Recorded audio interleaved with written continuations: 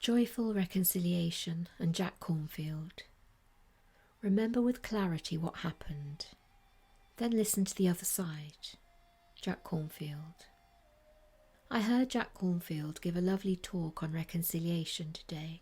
He's been in my mind recently, which usually leads me to believe it's time I went and found him and listened.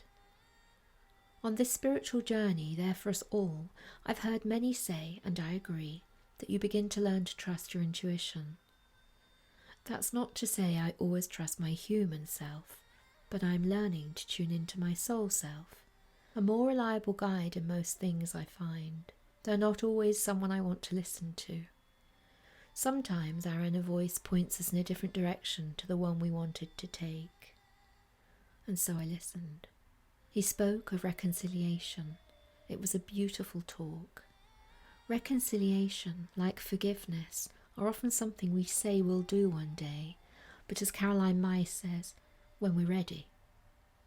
But even in the most hopeless of situations, there are peace workers out there day and night to help us reconcile. Samaritans and others helping the lost and suffering reconcile to their life choices or those they've been given. Peace ambassadors working in long, grueling conferences where each point is long debated to come to country or global reconciliation. Lawyers and therapists spending their lives helping us find new ways of seeing, living, and being with those around us, or no longer there. Jack's guide to reconciliation today, then, was based on these 5 key steps. 1. Face-to-face. Be it you and one other, or 2 opposing groups, the first step is to come together to talk. This is important as it prevents there being any confusion from the gossip or misunderstandings of others. Be in the same place, face to face, and with others quietly listening without judgment. 2. Speak the truth. 1 million people may believe a lie, but it's still a lie, he says, and as we all know, so speak the truth. 3. Deep listening. Remember with clarity what happened for you, and then listen to the other person or side. We all bring our gifts into the world. They're not the same as others. If you removed a person from the room, what would be missing in your relationship or group if they were gone? What might they miss about you if you were gone? This reminds me of the wolves. In a wild wolf pack, there's no omega wolf. Bullied and rejected, he takes the scraps of food. But a group of conservationists once noticed that when they were forced to relocate a pack of wolves, the alpha male, the leader, led the omega first out of their travelling containers. He was going to take the stress of the group.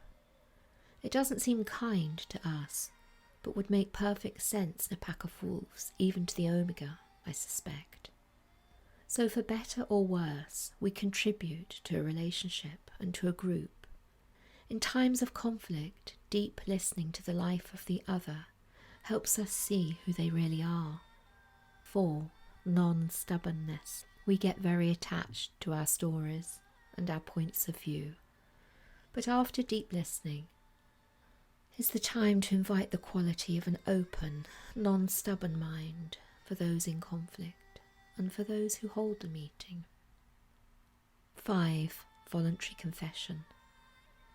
How painful it is to reflect on what we may have contributed to the conflict.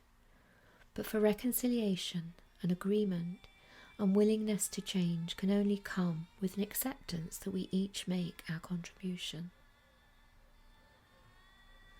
There's a kind of healing which needs to take place after reconciliation.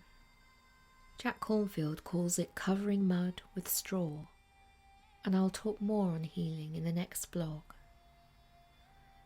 May you be at peace and find peace if conflict is in your life right now, and remembering not to judge yourself or others. As Jack says, watch toddlers in a nursery. Conflict is a part of life, and reconciliation can be too. Blessings.